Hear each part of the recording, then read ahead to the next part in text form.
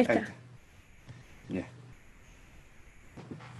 Bien, primero que todo decir que siempre es una bendición hablar de su palabra, de la palabra del Señor, así que antes de cualquier cosa oremos para que Dios use este tiempo para bendecir nuestra vida. Padre, en el nombre santo de Jesús de Nazaret, vamos a ti, agradeciendo la oportunidad de venir libremente a tu palabra.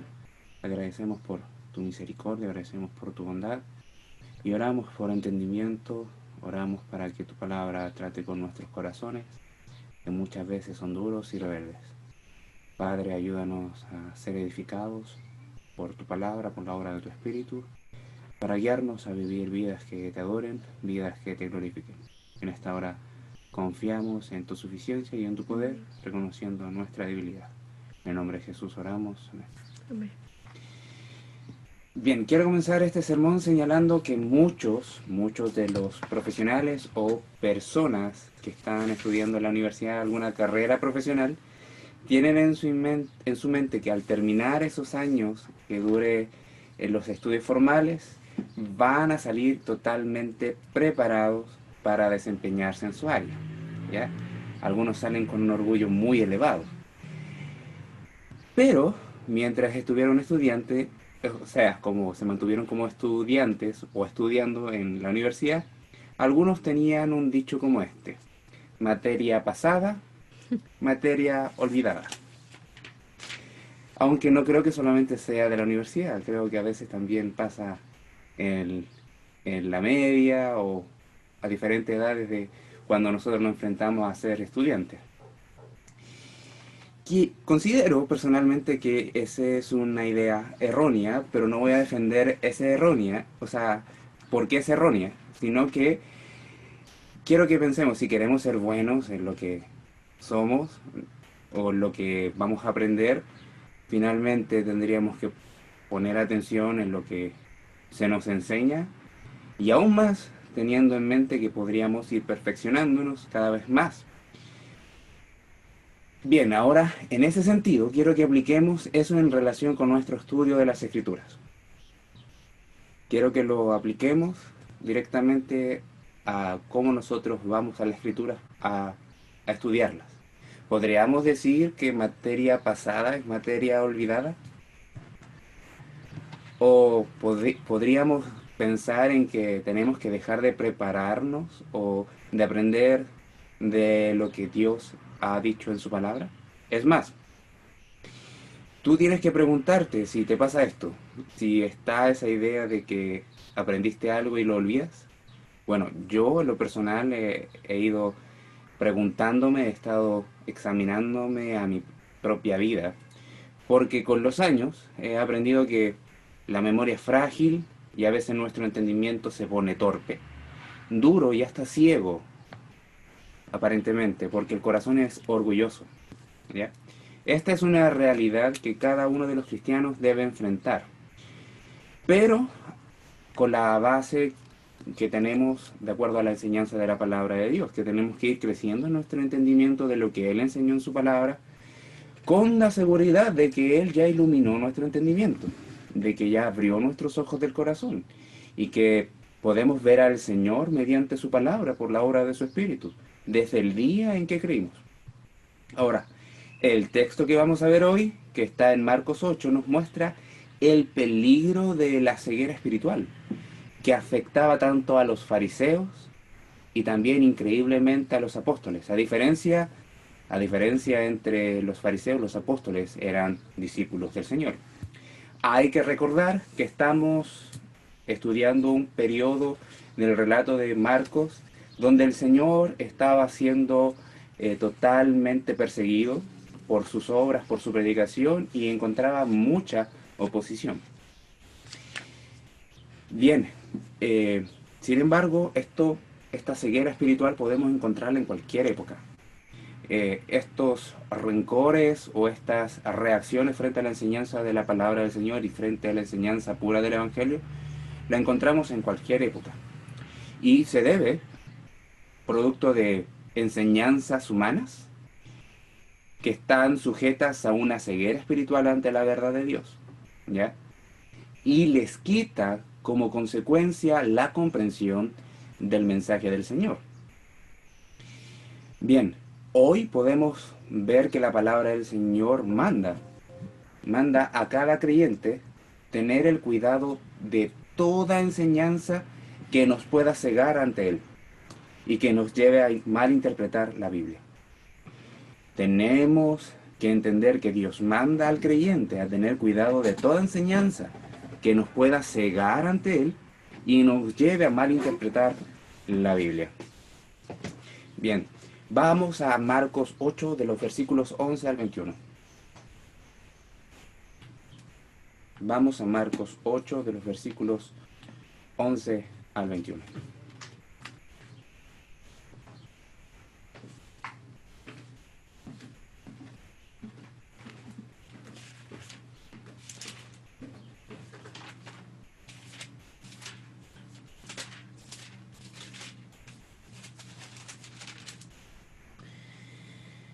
Bien, dice así. Vinieron entonces los fariseos y comenzaron a discutir con él, pidiéndole señal del cielo para tentarle. Y gimiendo en su espíritu dijo, ¿por qué pide señal esta generación? De cierto os digo que no será dada señal a esta generación. Y dejándolos volvió a entrar en la barca, y se fue a la otra ribera. Habían olvidado traer pan, y no tenían sino un pan consigo en la barca. Y les mandó diciendo, mirad, guardaos de la levadura de los fariseos y de la levadura de Herodes. Y discutían entre sí diciendo, es porque no trajimos pan. Y entendiéndolo Jesús les dijo, ¿qué discutís porque no tenéis pan? ¿No entendéis ni comprendéis? ¿Aún tenéis endurecido vuestro corazón? Teniendo ojos no veéis, y teniendo oídos no oís, y no recordáis. Cuando partí 5 panes entre 5.000, ¿cuántas cestas llenas de los pedazos recogisteis? Y ellos dijeron, 12. Y cuando los 7 panes entre 4.000, ¿cuántas canastas llenas de los pedazos recogisteis? Y ellos dijeron, 7. Y le dijo, ¿cómo aún no entendéis? Bien, tendremos principalmente 3 escenas, ¿ya? O 3 puntos que vamos a desarrollar. Y puse enunciado en cada una de estas escenas. ¿Ya? La primera es una señal que demuestra que eres el enviado. Una señal que demuestra que eres el enviado. 2. La advertencia contra malas influencias. 2. La advertencia contra malas influencias. 3. Corrección a la mala interpretación de la advertencia. Corrección a la mala interpretación de la advertencia. Titulé este sermón ¿Aún están ciegos? Es una pregunta como retórica. ¿Aún están ciegos?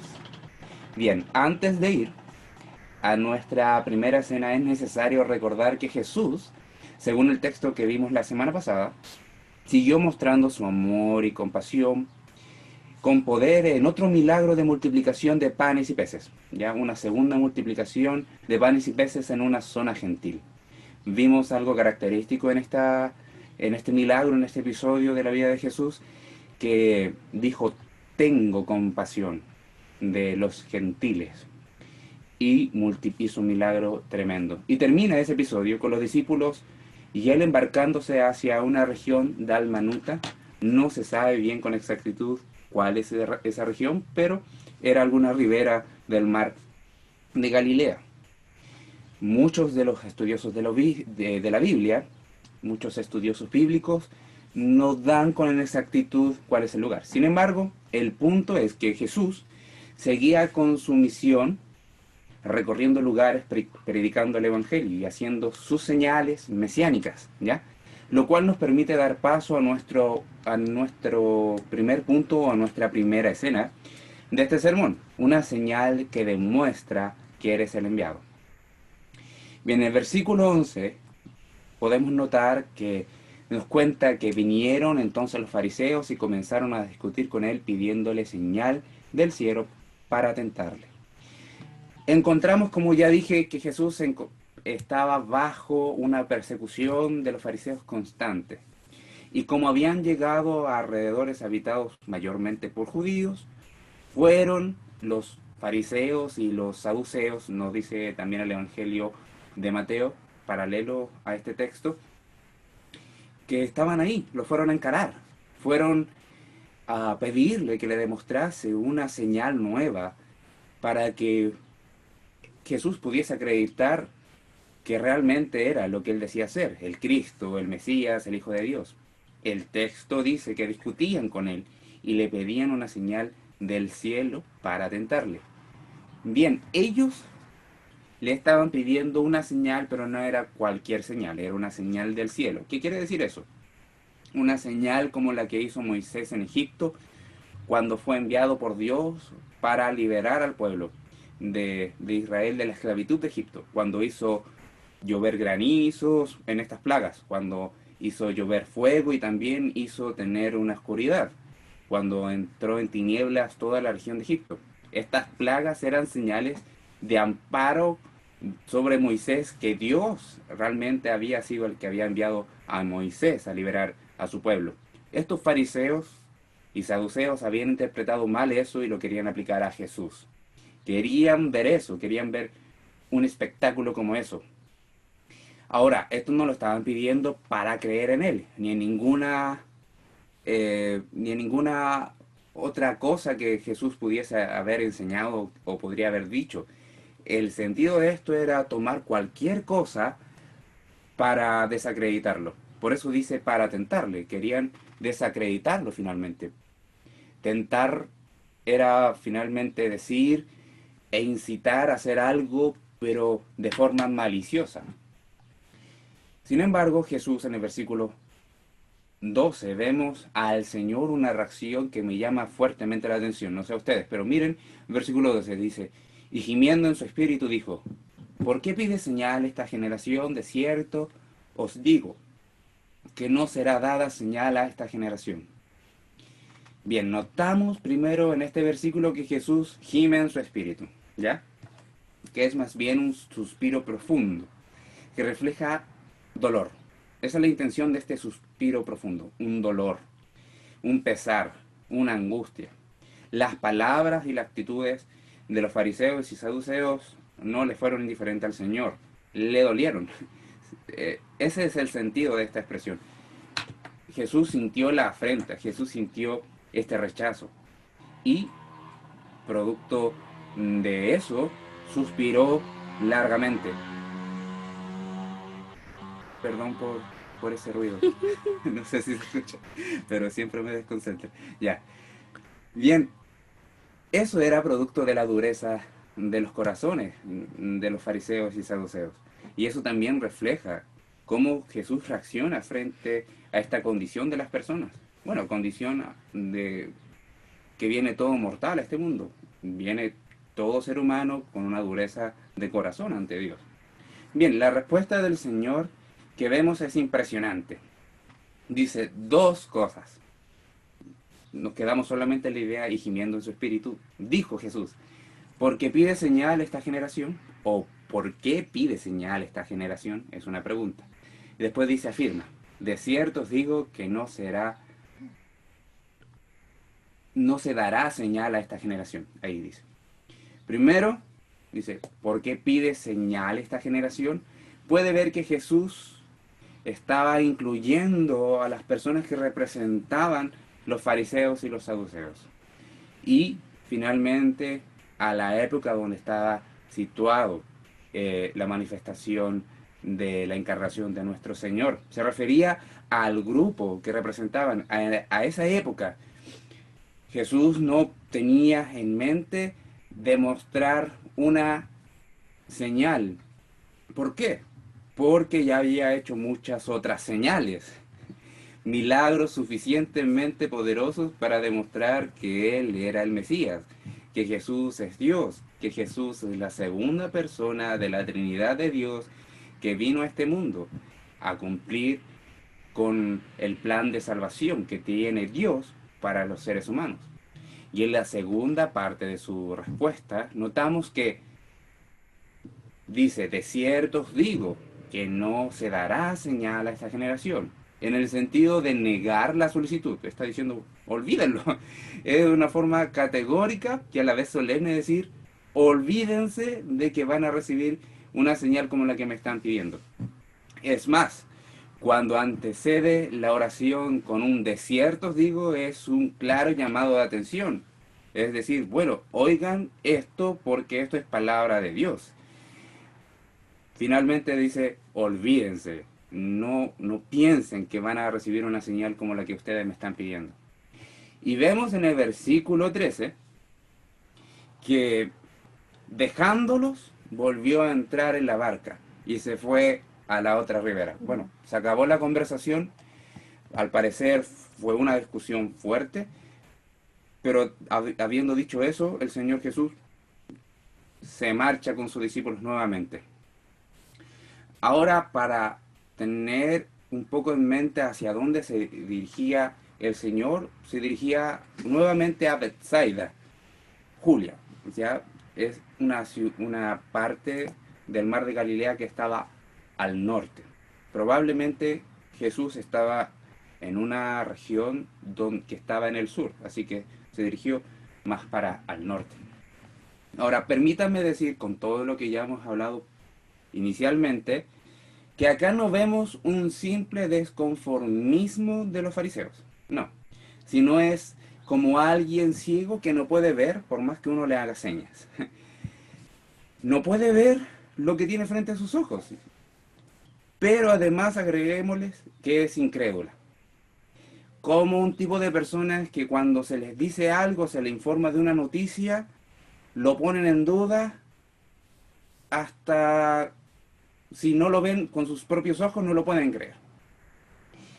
Un tipo de personas de esas características, pero que a pesar de eso, por ser obstinados de corazón, se rehúsan a creer lo que se les está contando. No solamente ponen en duda las evidencias, sino que simplemente no les interesa creer.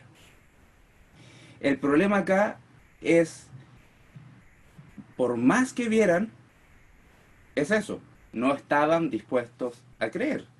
No querían reconocer que Jesús tenía la razón. En ese sentido, quiero que pienses en las personas incrédulas a las que tú en más de alguna oportunidad le has hablado del Evangelio. Debes saber que negar la fe es su estado natural. Y muchas veces cuando vemos a ateos que se van en contra de la cruz, bueno, eso es normal cuando pensamos que todo ser humano viene no deseando a Dios. ¿Ya? ¿Por qué? Porque solo un milagro, el milagro de la fe en sus vidas por la gracia del Señor, cuando escuchan el Evangelio, puede hacer que sus corazones cambien y les permitan creer en el Evangelio. Es justamente lo que estamos viendo acá. Muchas veces podemos hablarles de un hecho histórico que pasó, que Jesús murió y resucitó, pero no les interesa creer, porque, como dice Efesios 2, están muertos en sus delitos y pecados. El asunto, más allá, quiero aplicarlo en cómo nosotros tratamos cuando nos enfrentamos a estas circunstancias. ¿Nos afligimos como el Señor se afligió en ese momento? ¿Sentimos ese dolor porque si mueren hoy se van a ir al infierno? ¿Sentimos ese quebrantamiento interno? Y decimos que la única señal que necesitan para creer es una señal que tiene forma de cruz. O una tumba vacía de la cual el Señor Jesucristo se levantó. Y es más, podemos aplicarlo un poco más. ¿Oras por ello? Yo mismo pienso en eso. ¿Cuánto oro por mi familia que no es creyente? ¿Cuánto me quebranto por ellos? Creo que es algo que cada uno de nosotros tiene que ir pensando y reconocer si estamos al debe o no. Pero también quiero que consideres tu propio corazón. ¿Cómo tratas con la tentación de dudar del Señor cuando nos vemos en situaciones adversas? Ya, ellos dudaban porque sí, pero nosotros que hemos recibido esta luz de poder ver al Señor tal cual es, todopoderoso, cuando nos vemos en circunstancias? ¿Cómo tratamos con nuestro corazón de decir, bueno, Señor, ¿y ahora quién podrá ayudarme? No, tenemos que reconocer directamente que el Señor está ahí. El Señor es quien nos ayuda. Pero muchas veces no somos lo suficientemente firmes. Muchas veces inmediatamente dudamos o tenemos que ir en arrepentimiento para decirle, Señor, perdóname, pero esto es muy difícil de llevar. Bueno, si crees que el Señor es todopoderoso, bueno, cree también que ese poder está permanentemente en tu vida. Y eso es importante recordarlo. Pero estos fariseos y estos saduceos no lo vieron, no lo veían. Nosotros podemos afirmar que por gracia podemos reconocer estas verdades. Por gracia podemos reconocer esta misericordia. Por gracia podemos tener esta confianza, podemos ser creyentes, podemos ser cristianos. Bien, en nuestra primera afirmación o nuestra primera escena, vemos que el relato nos sitúa en un escenario como en la orilla de un lago, pero también vemos que ya la escena estaba cambiando y nos sitúa en otro contexto, en otro escenario, en una barca, que nos lleva a nuestra segunda escena, la advertencia contra malas influencias, la advertencia contra malas influencias. Bien, el versículo 14 dice, habían olvidado de traer pan y no tenían sino un pan consigo en la barca. No tenían un pan consigo en la barca. El versículo 14 nos cuenta que están en la barca, ¿ya?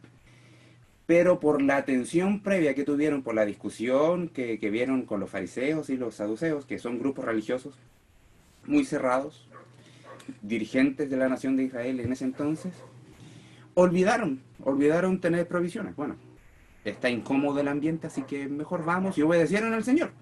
El Señor dio la orden y se fueron. Entonces, olvidaron el alimento. Y en ese contexto encontramos el versículo 15, ¿ya? Un mandato, pero también una advertencia. Es un mandato y una advertencia. Mirad, guardaos de la levadura de los fariseos y de la levadura de Herodes. Ya, a simple vista no parece ser una advertencia muy clara. Sin embargo, tiene que ver la influencia. A eso se refiere cuando la escritura o la Biblia habla de levadura, es influencia, ¿ya? Pero esta influencia era de dos cosas específicas. La primera era la levadura de los fariseos, hablando, refiriéndose directamente de malas enseñanzas, de la hipocresía religiosa y de la incredulidad que ellos estaban manifestando. Jesús le estaba diciendo, guárdense, cuídense de eso, vigilen que estas malas enseñanzas, ese tipo de vida y esa falta de fe no estén en sus corazones. Y la segunda advertencia es la levadura de Herodes. Sí, creo que fue un texto muy complicado cuando Juan el Bautista le estaba predicando a Herodes. Y de ese tipo de levadura, de ese tipo de influencia se estaba refiriendo Jesús, que tiene que ver con un comportamiento inmoral en lo sexual desordenado, ¿ya? El no tener conciencia de tu sexualidad y desperdiciarla, o como dicen por ahí, vivir una vida loca en el aspecto de la sexualidad o poco responsable. Jesús está diciendo, cuídense de toda enseñanza que les lleva a vivir como Herodes, ¿ya? Sin ningún temor a Dios, sin ningún temor a la palabra del Señor. En otras palabras, Jesús está ordenando, mirad, que es vigilar y entender, discernir. Vigilar y entender, discernir entre lo bueno y lo malo, según lo que Dios establece en su palabra. Vigilen y procuren entender que deben de cuidarse de llegar a aceptar algún tipo de enseñanza que caracterice a los fariseos y a Herodes. Bueno, por consecuencia a todos los seguidores de Herodes, porque recuerden que había un partido político que eran los herodianos y que también estaban en contra de Jesús. Bueno, los fariseos estaban influyendo ahí. Bueno, y esto podemos asemejarlo, ya que estamos hablando de levadura, con la alimentación. Nosotros tenemos que estar pendientes de la fecha de caducidad de los alimentos, porque si lo ingerimos en mal estado nos va a hacer mal. O si nuestro organismo necesita tener una dieta estricta, tenemos que tener cuidado con cierto tipo de alimentos. No podemos comer lo que queramos. Si comemos algo que está vencido y huele mal, no deberíamos comerlo por más que nos guste. O si tenemos una dieta estricta de alimentación por cosas de salud, diferentes motivos, por más que nos guste algo que nos está tentando, no podemos comerlo. En eso tenemos que estar alerta constantemente, porque de lo contrario correremos serias consecuencias. Ya, Jesús está diciendo toda enseñanza que venga de los fariseos y toda cosa que venga de Herodes y sus seguidores, tiene efectos nocivos, o sea, son malos para la dieta espiritual de sus vidas. Ya la dieta de sus vidas, espiritualmente hablando, si ustedes ingieren algo que venga de ellos, le va a hacer mal, así que cuídense. Pero no es como un consejo, es una orden, es un mandato. Noten eso. ¿Por qué? Porque hay un fondo que lleva a cabo ese tipo de creencias, ese tipo de enseñanzas. Bien, ¿cómo lo podemos aplicar esto tanto para ti y como para mí?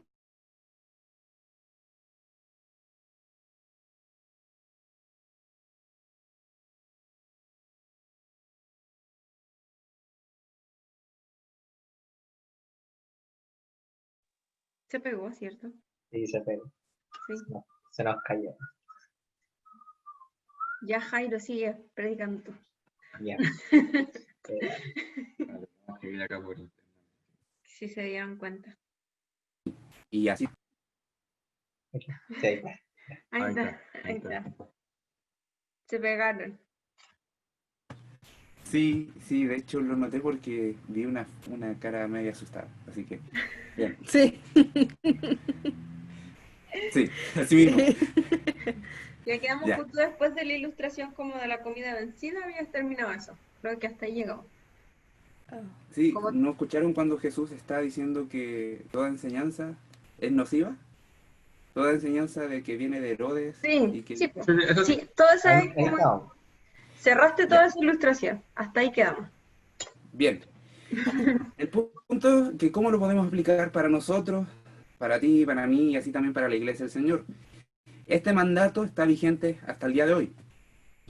No podemos ser ilusos.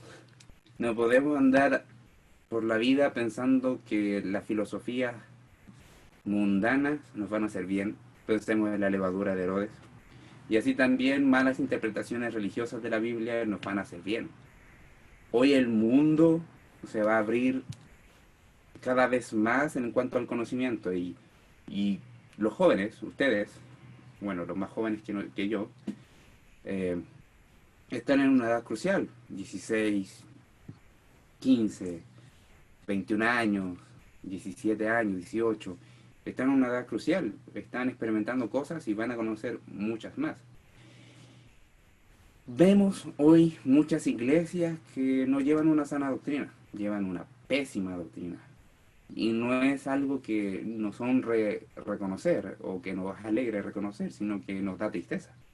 Es lamentable. Así que voy a enumerar algunas cosas que yo considero que de las cuales te tienes que cuidar. Que podemos decir que son como levaduras de fariseos o de saduceos, malas interpretaciones bíblicas. Por ejemplo, cuídate de enseñanzas que digan que eres salvo, pero que no importa si obedeces a la palabra de Dios para ser más santo cada día. Cuídate de eso. Si eres salvo, debes de buscar la santidad. Ese es un principio fundamental para tener una vida sana espiritualmente. Debes de procurar dejar el pecado. Aunque peques, porque es inevitable, pero aunque así sea, debes desear vivir de una forma más santa.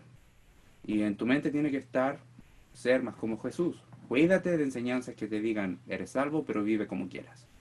Esa es una mala enseñanza. Cuídate de enseñanzas que digan que en ti está el poder de ser más santo y que tu esfuerzo provoca eso.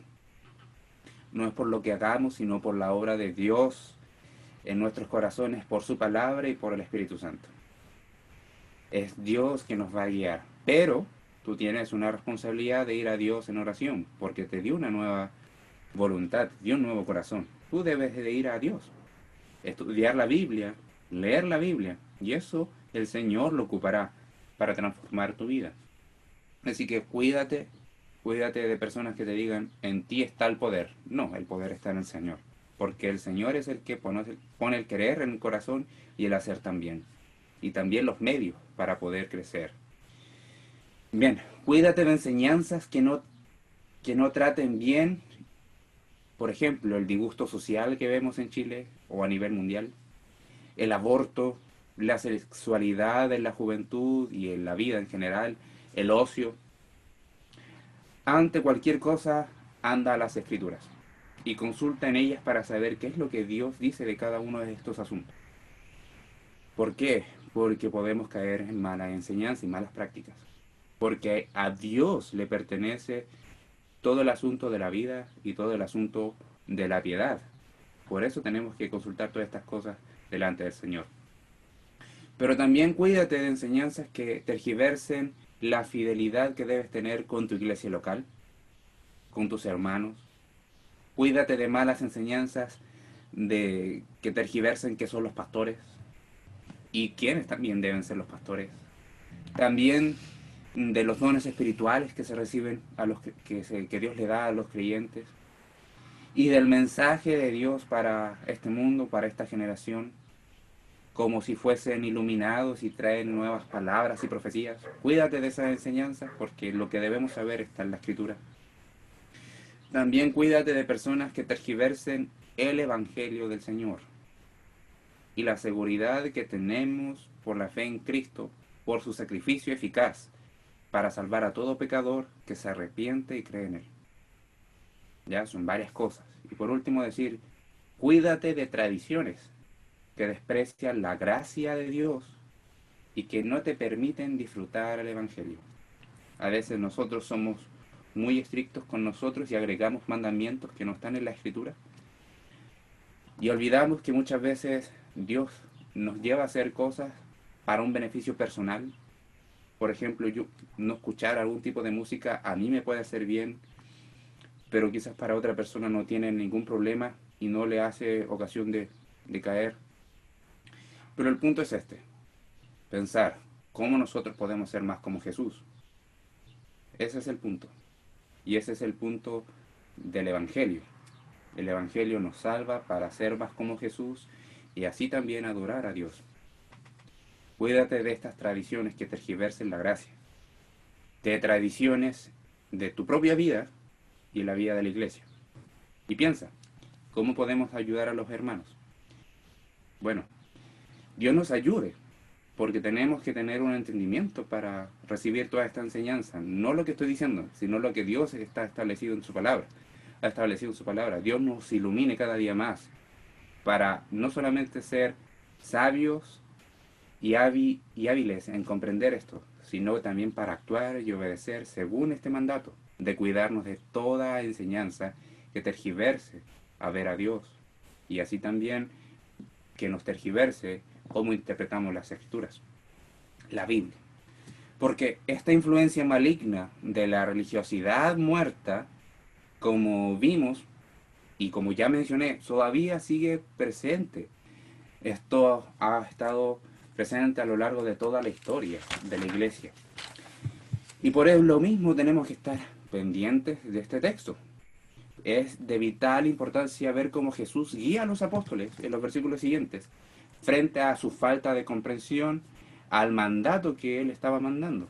Esto nos da cabida para pasar a nuestra tercera y última escena o punto de este sermón. Corrección a la mala interpretación de la advertencia. Corrección a la mala interpretación de la advertencia. Bien, versículo 16 decía, o dice, y discutían entre sí, diciendo, es porque no trajimos pan. Ya. Eso es justamente quizás el reflejo de cualquier persona con un con un entendimiento sometido a las cosas temporales. Es lógico, o sea, no habló de levadura, ¿por qué tendríamos que pensar en otra cuestión? Nos está retando porque fuimos descuidados y olvidamos el pan. Su entendimiento estaba centrado en las cosas materiales. En ningún sentido dijo, no, Jesús nos está enseñando algo totalmente profundo y espiritual. Bueno, más Jesús se dio cuenta de esto y el versículo 17 dice, y entendiéndolo Jesús, les dijo, ¿qué discutís? ¿Por qué no tenéis pan? ¿No entendéis ni comprendéis? ¿Aún tenéis endurecido vuestro corazón? Ya, sin preámbulo, Jesús los confronta directamente. No se da vuelta. Va directo al grano. Con 3 preguntas primeras, ¿ya? Son varias preguntas las que le hacen. Esta corrección fue a raíz de puras preguntas. Dando a entender que discutían de cosas sin sentido. Que a pesar de que habían estado con el Señor Jesucristo en 2 ocasiones de 2 milagros totalmente poderosos de la multiplicación de los panes y los peces, no tenían entendimiento de lo que Jesús estaba diciendo. Y que al parecer su corazón aún estaba endurecido a sus enseñanzas espirituales. Ya van casi 3 años. Y un poquito más. Y aún están sin entendimiento. Este último encierra, bueno, el último, ¿aún tenéis endurecido vuestro corazón? Esta última pregunta encierra la idea de tener un corazón rebelde a lo que aprende de forma directa. Podemos pensar en la palabra de Dios. Cuando se lee y muchas veces se nos enseñan y las doctrinas son medias complicadas, ya, y como que no nos causa mucho sentido a la primera, ya, a ese tipo de rebeldía. Jesús está diciendo, ¿por qué ponen tropiezo en sus corazones a lo que yo les estoy enseñando? ¿Por qué se rebelan a lo que yo les estoy explicando? Bueno, versículo de los 18 al 21, esta es ya una sección que compone unas 5 preguntas. Y vemos lo siguiente, teniendo ojos no veis, y teniendo oídos no oís, y no recordáis cuando partí los 5 panes entre 5.000 y cuántas cestas llenas de los pedazos recogisteis, y cuando los 7 panes entre 4.000, cuántas canastas llenas de los pedazos recogisteis. Y ellos dijeron 7. Y les dijo, ¿cómo aún no entendéis? Ustedes respondieron solo. ¿Cómo, a pesar de que responden, no entienden? Bueno, con el sentido de reprocharles su falta de entendimiento frente a cosas que ellos vieron, que experimentaron, que tocaron y que también recibieron como beneficio, Jesús los estaba confrontando. Jesús estaba diciendo, no estoy hablando de la provisión que ustedes mismos deberían saber que les puedo entregar milagrosamente en cualquier momento. Son 2 milagros que ustedes saben perfectamente que son de grandes exigencias y proporciones. ¿De dónde van a sacar panes para cubrir 2 cantidades cerca de 20.000 personas? Recuerden que los números 5.000 y 4.000 tienen relación a los pobres varones. Y habían familias enteras. Y debido frente a eso, ese contexto y a esas experiencias, Jesús les estaba reprochando. Nuestro relato de Marcos termina con la pregunta de Jesús, ¿cómo aún no entienden? ¿Cómo aún no entendéis?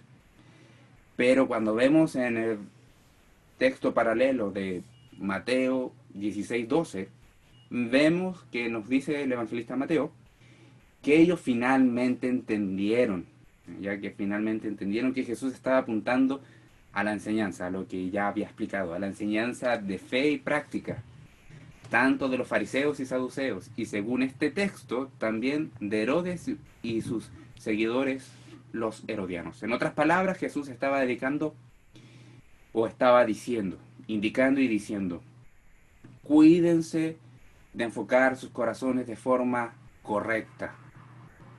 Tomen sus corazones y guíenlos de forma correcta, no como los fariseos, no como los saduceos, no como los herodianos, no como Herodes. Porque la palabra del Señor se tiene que interpretar de acuerdo a lo que Él mismo les estaba diciendo.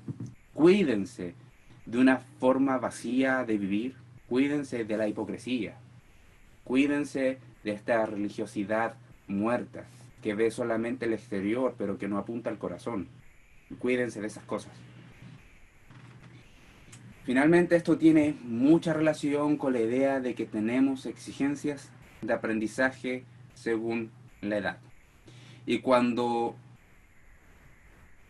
no se logra después de haber estado un largo tiempo bajo una misma enseñanza y con un estándar directo, una meta directa que teníamos que alcanzar, estudiando una materia, cuando no se logra eso, algo anda mal. Y el maestro debe ser hábil en distinguir cuál es la razón, cuál es el motivo del por qué no se está avanzando, por qué no se está creciendo. Bueno, eso se tiene que hacer para saber qué corregir, en qué parte apuntar, qué remedial tomar. Bueno, eso hizo nuestro Señor Jesucristo acá. Jesús estaba apuntando a la dureza de los corazones de los apóstoles. Y que muchas veces, como les dije en un comienzo, ciega. No importa cuánto tiempo llevemos en el Evangelio, tenemos que ir creciendo. Nosotros somos igual en las cosas espirituales que los apóstoles. Porque todos tenemos que escuchar una y otra vez las mismas verdades de la palabra de Dios para entenderlas y verlas más claramente. Y eso no es raro, es común, porque nuestro entendimiento, nuestra inteligencia, nuestra mente está afectada por el pecado y también está situada en el contexto de lo temporal, de lo inmediato, de lo que necesita mi cuerpo. Necesitamos de ayuda de Dios, necesitamos de la ayuda del Espíritu Santo para ir avanzando. Y en eso cada uno tiene también que ocuparse, tenemos que ocuparnos de eso. Dios no nos deja en ningún sentido, pero tenemos nuestras responsabilidades. Tenemos que ocuparnos de eso. Tú tienes que ocuparte de orar a Dios para ir comprendiendo mejor su palabra, para ir comprendiendo mejor lo que Él está queriendo revelar y cómo guiarnos en la vida, cómo enfrentamos a esta diversidad de iglesias que por la pandemia hemos visto que no tienen temor de las escrituras. Nosotros mismos tenemos que estar vigilando nuestras mismas prácticas, nuestras mismas interpretaciones, nuestras mismas creencias para obedecerlas y edificar a la iglesia y edificarnos así nosotros también. Pensemos en esto, piensa en esto. El Evangelio es muy profundo. El Evangelio es tremendamente la doctrina más increíble que podemos ver en la Escritura. ¿Cuánto más tenemos que orar para ir comprendiéndola? ¿Cuánto más tenemos que pedir al Señor ayuda para comprenderla? Bien, después de haber visto estos 11 versículos de este sermón que titulé ¿Aún están ciegos?, podemos seguir, o podemos decir finalmente que si has creído en el Evangelio y te has arrepentido de tus pecados, puedes reconocer que disfrutas de una vista espiritual, pero ocúpala. Sácale provecho al ver a Dios por medio de las Escrituras, para poder conocerle y adorarle, más y más, porque no estamos ciegos. Tú y yo, si somos creyentes, no estamos ciegos a las obras de Dios y a sus enseñanzas. No, las vemos claramente por la fe en el Señor Jesucristo mediante el poder de su Espíritu. Eso debe impactar nuestra vida, porque una persona normal, sin la obra del Señor, no puede por más que quiera. La palabra del Señor dice, no es del que quiere ni del que corre, sino de Dios que tiene misericordia. Y si Dios ha tenido misericordia contigo, debemos de responder con pasión, tenemos que responder ávidamente. Bien, pero hay que tener cuidado, que esto no sea un ejercicio intelectual y solamente académico, sino un acto de adoración. El ir a la Biblia tiene que ser un acto de adoración, un acto que reconoce que Dios es infinitamente mucho más grande que lo que nosotros podemos imaginar. Y en eso tenemos que invertir tiempo. Si pensamos que para ser un buen profesional hay que invertir tiempo, para ser un buen cristiano, ¿qué crees tú? Para ser un buen hijo del Señor, ¿qué crees tú?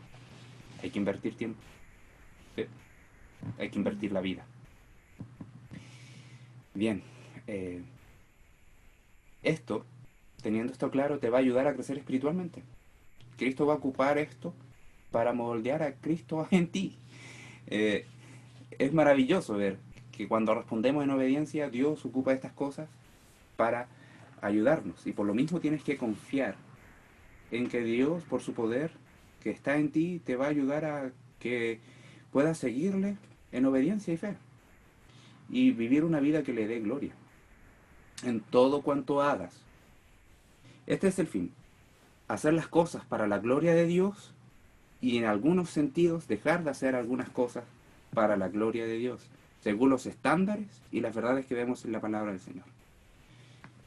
Por último, decir que como todos necesitamos tener una mejor visión de Dios según las Escrituras, reconocer que pecamos es importante, porque Dios es santo y nosotros estamos en construcción, nosotros estamos en proceso. Dios es perfecto y nosotros no. Por lo mismo, por más que sepamos algo, tenemos que reconocer que nuestra mente tiene que ser cada vez más abierta al comprender las verdades de Dios. Y cuando pecamos, ir en arrepentimiento y fe, día tras día, porque vamos a ver que Dios va a tratar con nuestro entendimiento, para ver qué es lo que Dios demanda y le agrada que nosotros hagamos. Esfuérzate en la gracia. Esfuérzate confiando en su gracia y poder que están en ti. No por ti, sino por la misericordia de Dios. Enseña, recuerda y anima por esto a otros creyentes. Enseña, recuerda y anima con esto a otros creyentes. Bien, terminemos orando.